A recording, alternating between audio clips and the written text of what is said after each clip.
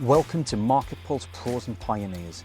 Each week, I talk with industry leaders on both marketing and entrepreneurship and business to find out all about their wins and failures in marketing right now. We'll hear all about successes and wins and what's fallen flat so that you can take that knowledge and implement it. Learn from the best, from the folks who've been there and done it all, as well as people just like you. Thanks for joining us.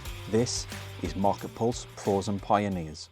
Good afternoon and welcome back for another episode of MarketPulse Pros and Pioneers Season 2. Oh, that's actually 4, sorry. Season 2.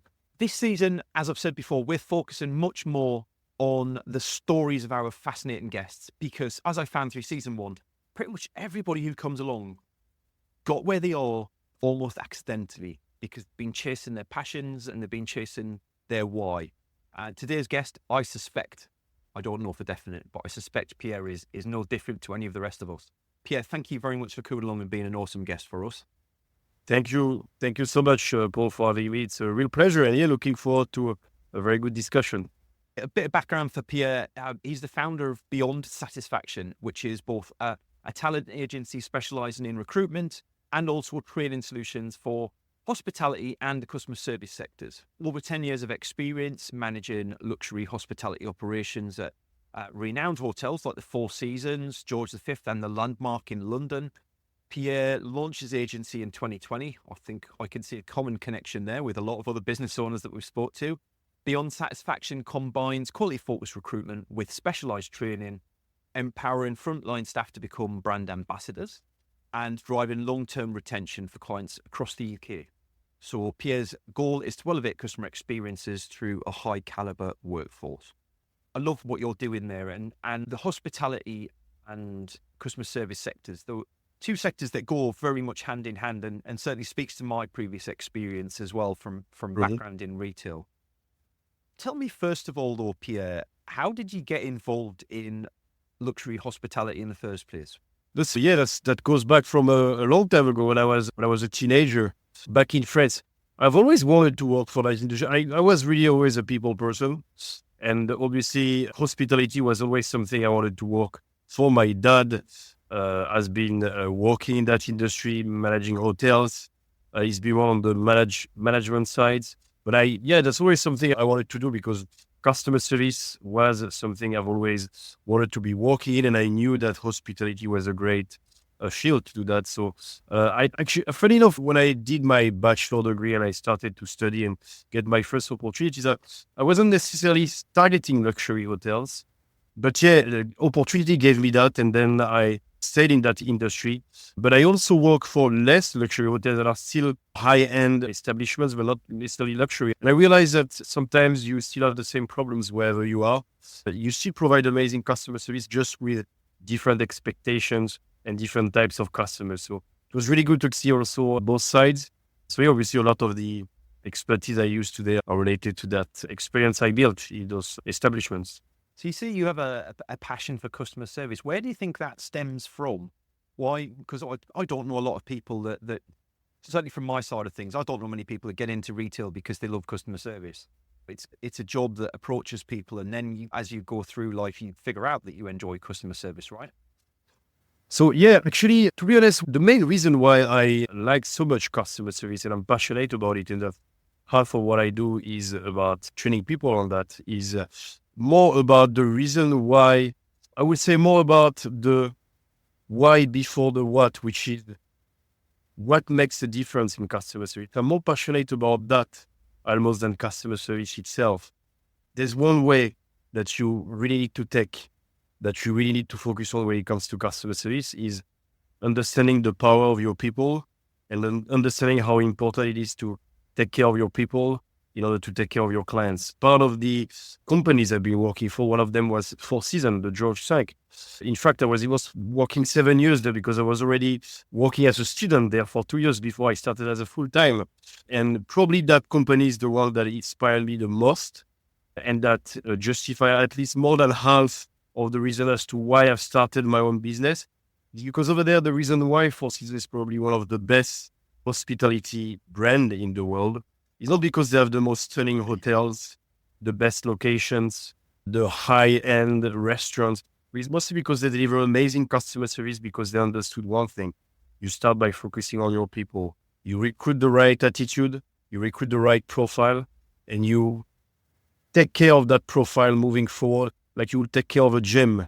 And that's where the importance of training, induction, but continuous training moving forward is key, because only happy people, only trained people, only people who take pleasure in what they do, who understand the why behind the what, can deliver customer service in an amazing way. And that's one of the first things I say to at the start of every of my courses I deliver, is that I don't deliver that courses for your clients, I deliver it for you. But ultimately it will make an impact on your client. And once you start like this, you also change the mindset in the room, because they're like, wow, that person is there for me, not to address the mistakes I've made with clients or else. And obviously that's how you get a great environment for learning for them, is they understand that you are there to help them rather than address things, if that makes sense. I have a soft spot in my heart for both retail and hospitality, because I know how hard both sets of employees work, long hours, thankless tasks, and generally a lot of the time, the only time people come and speak to you is when something's gone wrong. But also because both industries are very adept at finding employees who have limited or no experience in that particular industry. And you've nailed it earlier on in what you said, that you hire for talent, you hire for aspirations and motivations and energy and enthusiasm, not because they can demonstrate previously having done the role. How do you help businesses identify that as you move towards management? Because management, then there is a certain requirement there for leadership capabilities, but again, there is scope to employ people who have limited leadership capabilities in terms of experience, but have the right skills and qualities. So how do you help them? How do you help educate your clients around that, is what I'm trying to say. So I think the main thing is you can be very good at doing something. The number one key in customer service is consistency. And the number one way in order to be consistent is having the managers making sure that the team are applying those customer service methods, are having the correct attitude with the client on a regular basis. So it starts with the manager, but you can be very good at your job. It doesn't necessarily mean that you'll be very good in managing people in doing the job. Yeah. It's two different things. And I've realized that a lot, even myself throughout my career, mostly at the start of my career. I was sometimes promoting people where they were very good at the job, but they struggle at the beginning when it comes to managing people. Obviously, I would say, to give you a first answer when it comes to the training itself, I would say if you want to be consistent when it comes to customer service, definitely training the managers, not only the guest-facing team, because they are the one who's going to ensure that consistency moving forward. And it's a lot through inspiring your people. You lead through influence, you don't lead through authority. And that's exactly the same when it comes to customer service. So for any of those courses that are around how to get your people to apply those values on a regular basis, there's a lot of leadership things around the topics I cover. And a lot of it is how can you build an environment of performance management that is oriented towards customer service. That is very important. And when it comes to recruiting managers, finding the right person, I think you need to look not only for the correct attitude, but you also need to look for that correct mindset, which is because, again, that mindset, if the person comes with the correct mindset, you will indirectly influence your people to deliver great customer service. If a manager is an amazing leader, but don't have any belief of how customer service is important, how can he or she inspire the team to do that? Because you need to look up to someone. So obviously, that's really important to look at that mindset and make them realize that in order for their team to be applying successful customer service on a regular basis, it starts by, of course, checking on them, but also by influencing them by your own passion, by how important customer service. Not sure if I replied your question. I went through different ways, but yeah. Like, how did you end up moving then from France into the UK? What was the story behind that move? You know what? The funny part behind that is I never really planned to move to the UK, but one thing you have in hospitality is obviously most of the time when you work for luxury hotel brand, they are worldwide brands. They have different branches in different cities around the world and countries around the world. So sometimes I was receiving regularly offerings to work in other countries. I've been working already at the start of my career for a year in China. Obviously, now I was getting a little bit older, so I didn't want to move that far if I was moving. And I had that opportunity at the Landmark Hotel. And they told me, do you want to move there? And I was like, yeah, it's okay. Yeah, of course, it's a great position. I went through the interview process. It went super well and got recruited. And then I moved from the day to from a month to another. Then, stayed there for almost 5 years. COVID hit.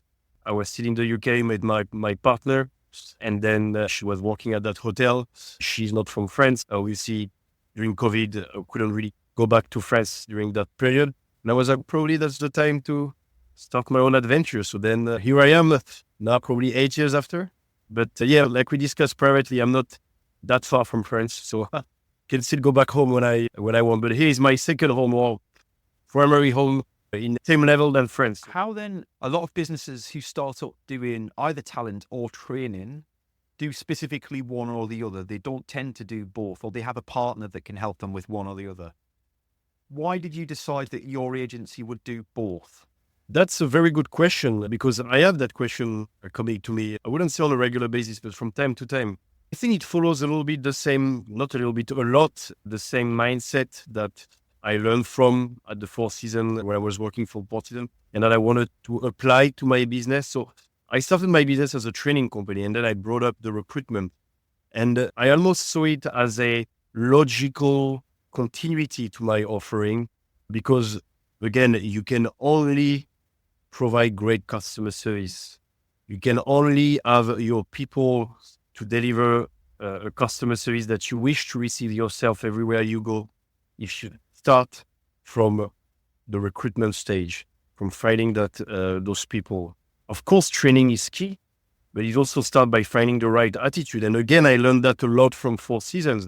In fact, Four Seasons is one of the only companies that will sometimes recruit people for managerial roles that do not necessarily have the experience, but have the correct mindset and the correct attitude.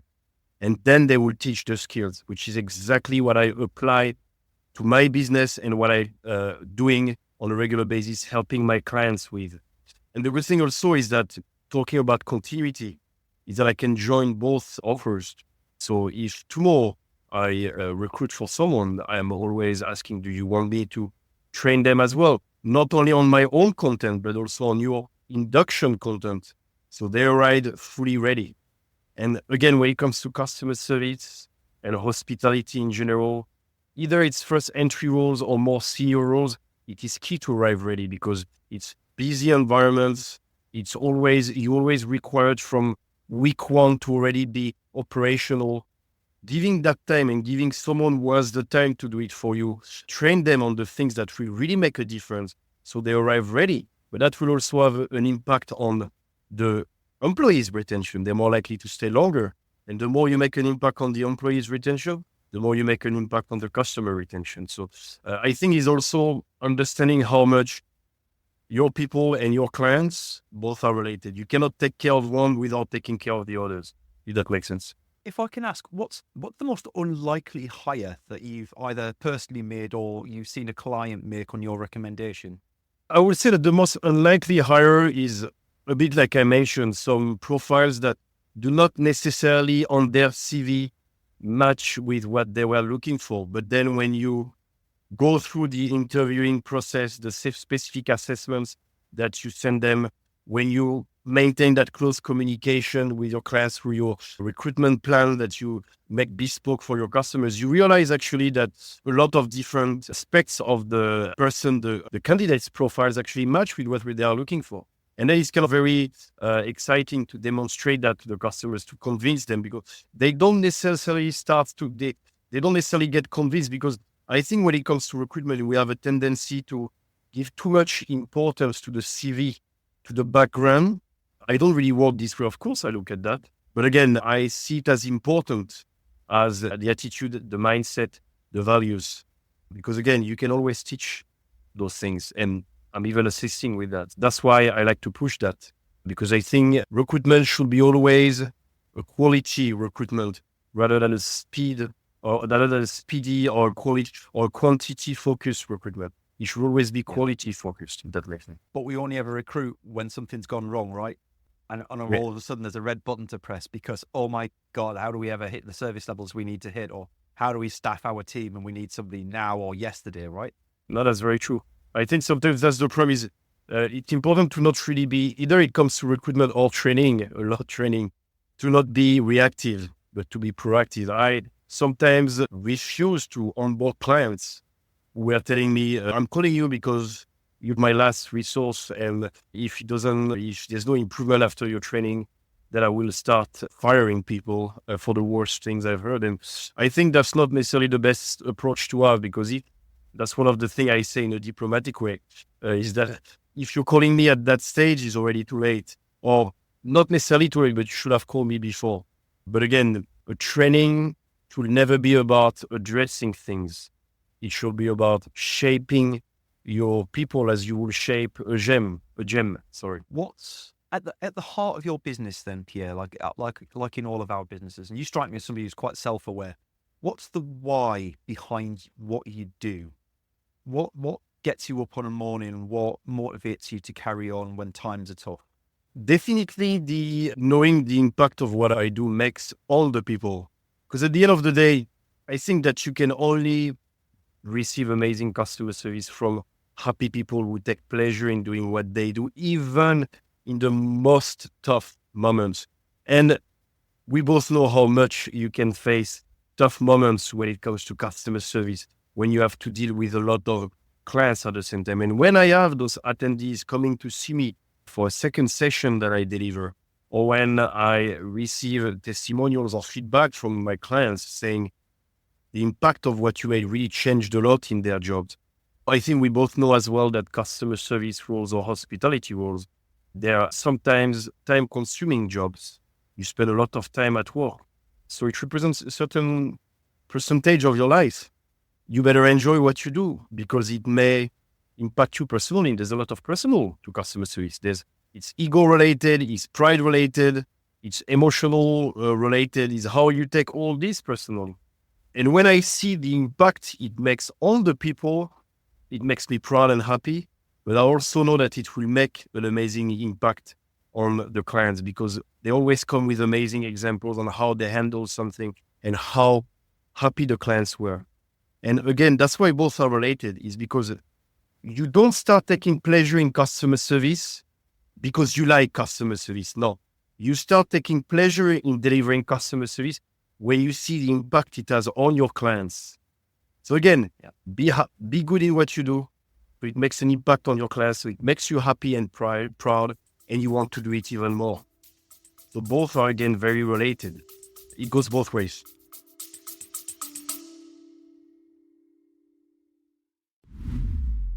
Special shout out in today's episode for our charity partners, ADHD Liberty, led by Sarah Templeton, who are part of the fight to prevent the school to prison pipeline for ADHD and neurodiverse individuals.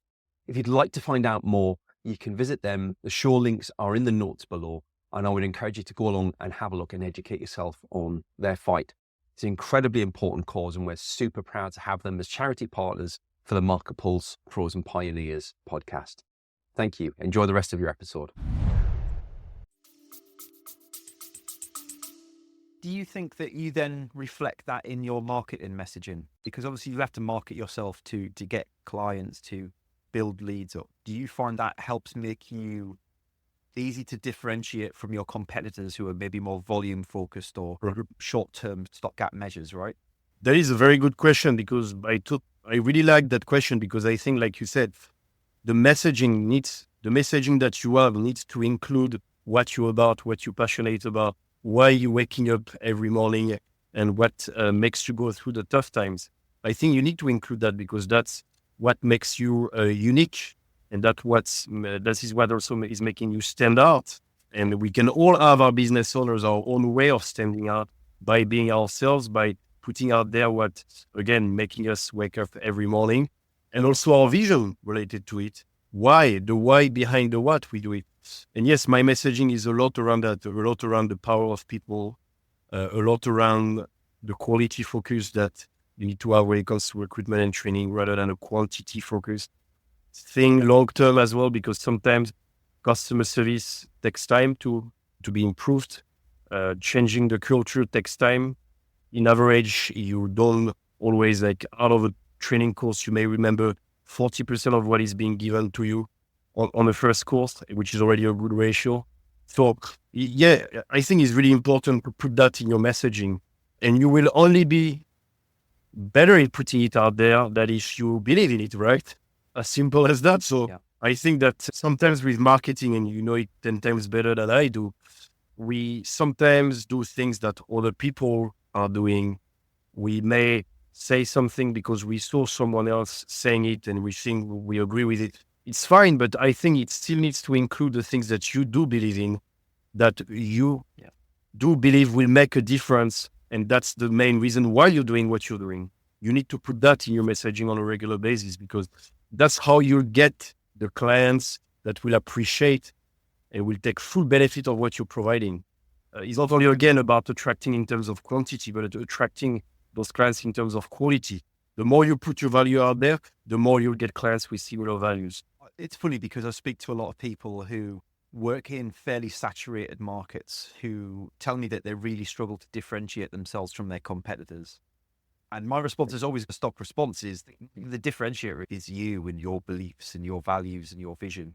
Mm-hmm. And a lot of people are scared to put out there because they're maybe it feels like they're bragging or just not being humble enough. And so they try and make it all about the brand, and it just starts to go downhill from there. So I love what you've said there around how you can differentiate yourself just by being true to your own personal beliefs and mission in life and helping that resonate through the business.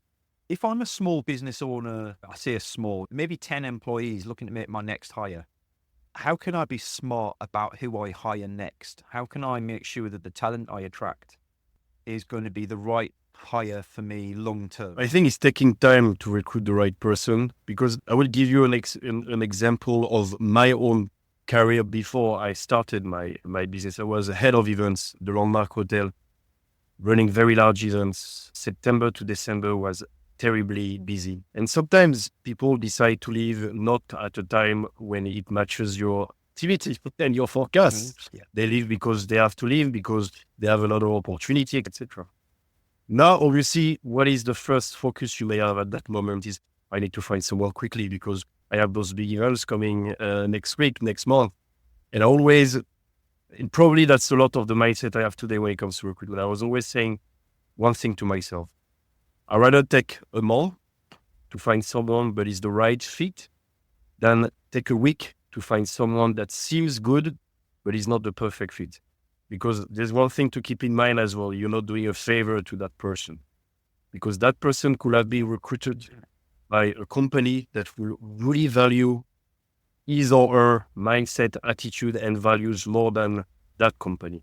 So I think it's really important to not think short term, to not think filling the gap, and even to find alternative solutions in the meantime. Accept that you may struggle, but it's better to struggle a bit and then have the right person than not struggle a bit and then have the wrong person for the rest of the time. And obviously, you're not doing a favor to that person neither. Because I wouldn't say there is no bad employees, but I would say there is not as many bad employees as we think. There is also bad hire, bad management, and poor training and resources, or lack of training and resources provided on a regular basis. Sometimes we may take shortcuts as business owners, as managers, just labeling our employees as bad or good, rather than thinking the why again behind the what. Why is that person like this? What did I not do wrong? What did I not do well for the employees to be like this? By the way, you do exactly the same with your customers when it comes to expectations management. Your customer is wrong, you ask yourself, what did I do wrong for the clients to be wrong? What did I not say right from the start? It's the same mindset, but it needs to be a proactive mindset. But yeah, I would say take the time to find the right person. Really understand what you're looking for as well. Because sometimes for example, my clients, when they come to me for recruitment, I have specific questions that they've never been asked before probably. but that helps me to really understand what they are looking for. It's just not a job description that you put out there and you see who matches the best with it. It's also really understanding who you are looking for in terms of those three focuses, which is mindset, attitude, and values, not only in terms of skills. Just before we wrap up then, you mentioned a couple of questions there that you might ask your clients to get underneath the skin of that a bit more. Would you mind sharing one or two of those with us without giving the game away too much? I mean, I have set questions, but sometimes I come up with the questions based on what they are looking for. But it's a lot of questions in terms of what are the key attitudes you are looking for? Is it, for example, let's say a first entry role, as simple as a first entry role. What are the key attitudes you are looking for? And they can pick between active listening. So first entry roles that dealing a lot with customers. Is it active listening? Is it empathy?